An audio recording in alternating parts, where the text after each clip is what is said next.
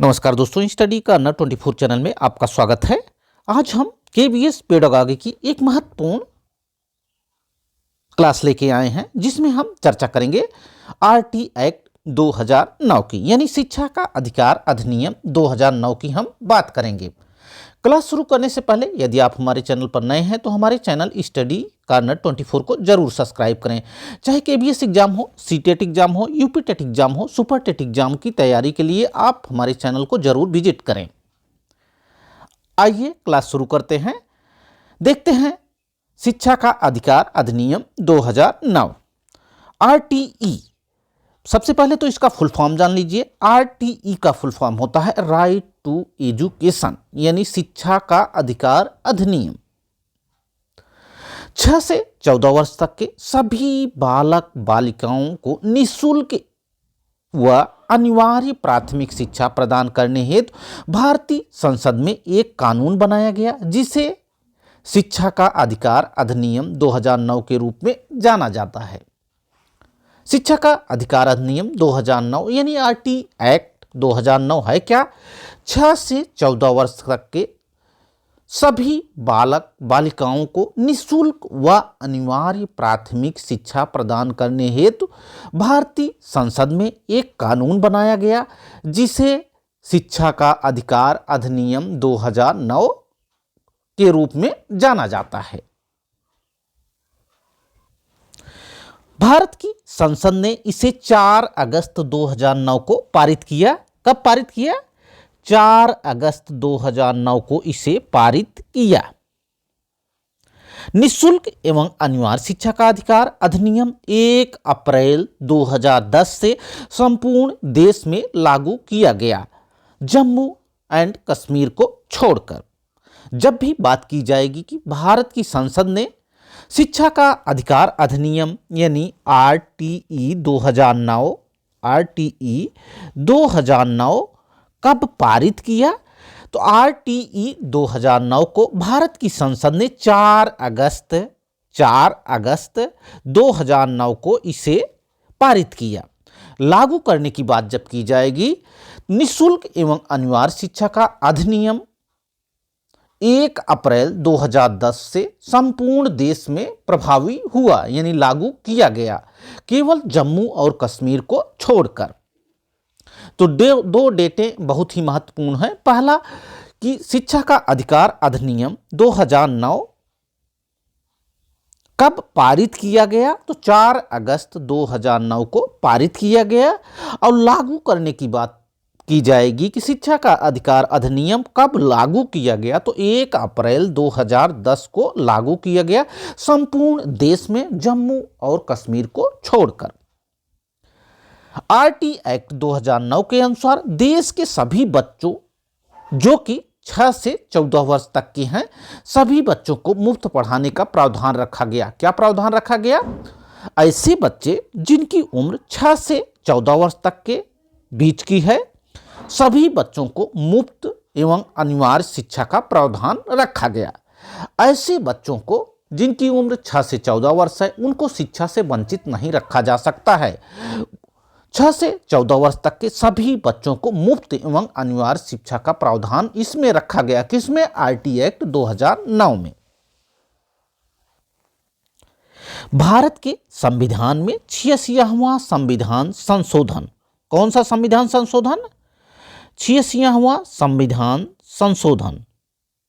कौन सा? 86वां संविधान संशोधन सन 2002 में किया गया और इसे अनुच्छेद 21A को जोड़ा गया।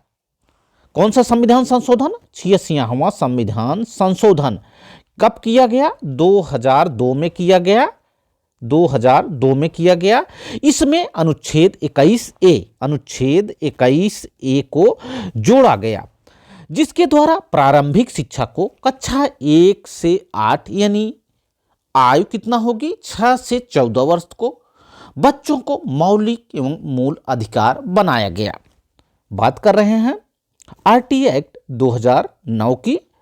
भारत के संविधान में 86वां संविधान संशोधन। कौन सा संविधान संशोधन? 86वां संविधान संशोधन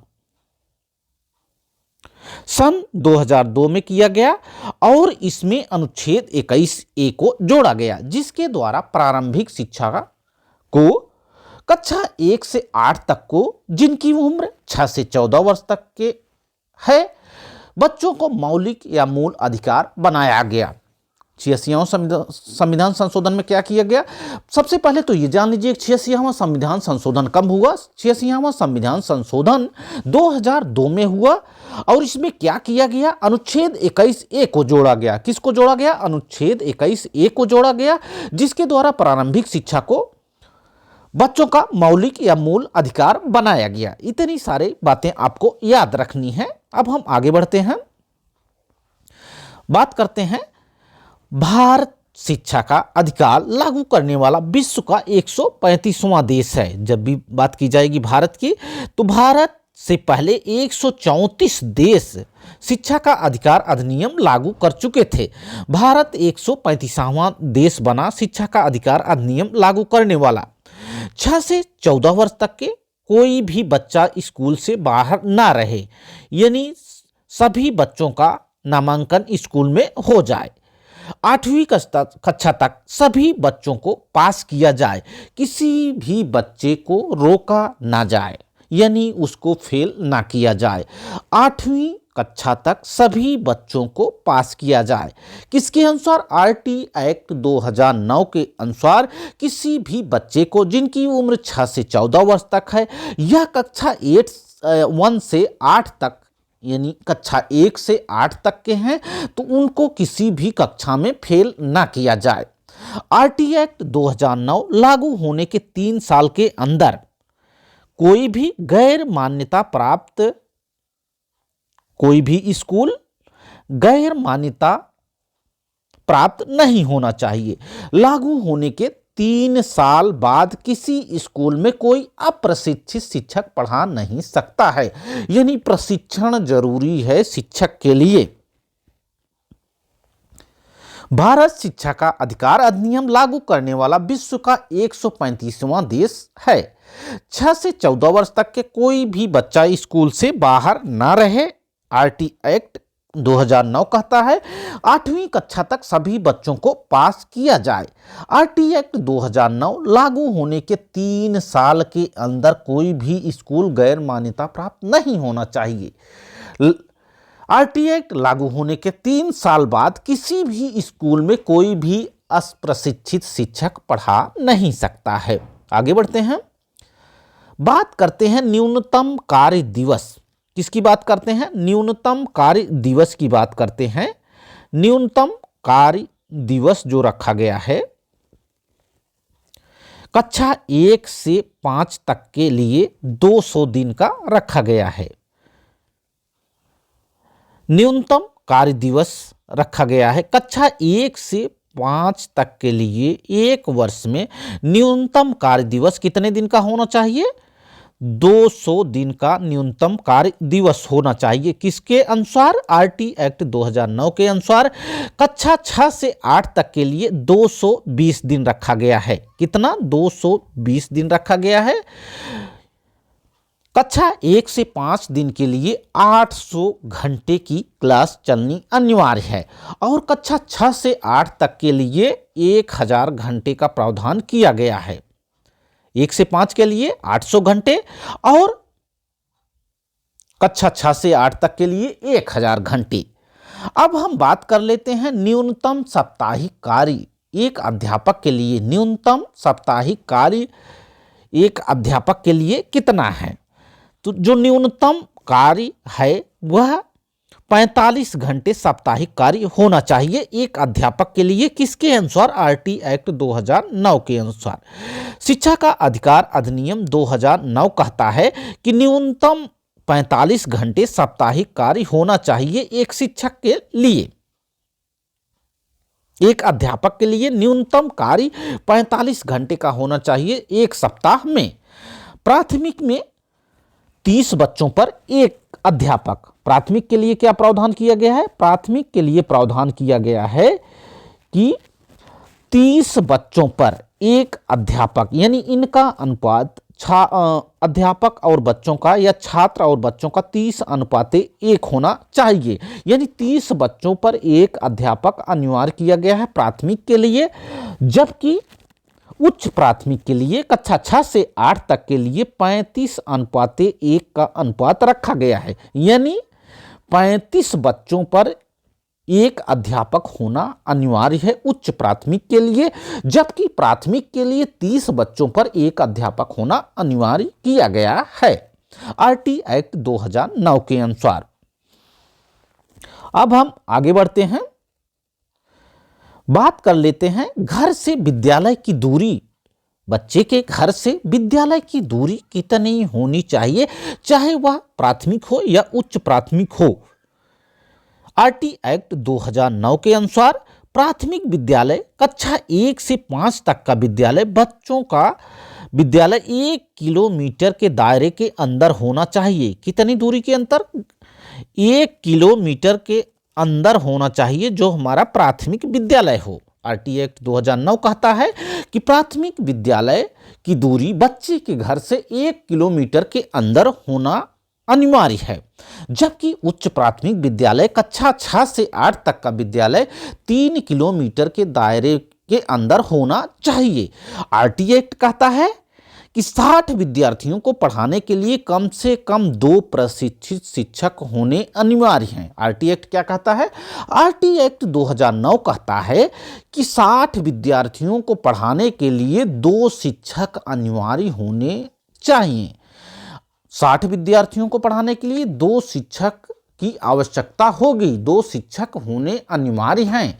किसके अनुसार? शिक्षा का अधिकार अधिनियम 2009 के अनुसार।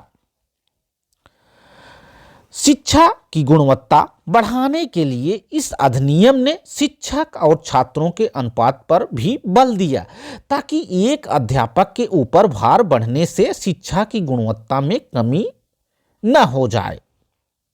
आरटी एक्ट 2009 शिक्षा की गुणवत्ता बढ़ाने के लिए और छात्रों के अनुपात पर भी बल दिया, ताकि अध्यापक के ऊपर भार बढ़ने से शिक्षा की गुणवत्ता में कमी ना आ जाए।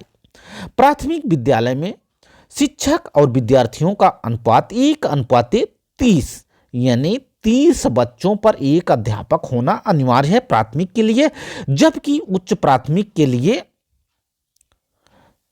शिक्षक विद्यार्थी का अनुपात 1:35, यानी 35 बच्चों पर एक अध्यापक होना उच्च प्राथमिक में अनिवार्य है, जबकि प्राथमिक में 30 बच्चों पर एक अध्यापक होना अनिवार्य है। कोई भी शिक्षक निजी शिक्षण कार्यकलापों में स्वयं को नहीं लगाएगा। आरटी एक्ट क्या कहता है? आरटी एक्ट 2009 कहता है कि कोई भी शिक्षक निजी शिक्षण क्रियाकलापों में स्वयं को नहीं लगाएगा। आगे बढ़ते हैं, देखते हैं शिक्षा के अधिकार अधिनियम के तहत शिक्षण बच्चे की मातृभाषा पर बल दिया गया। आरटी एक्ट में क्या किया गया? बच्चे की मातृभाषा पर बल दिया गया।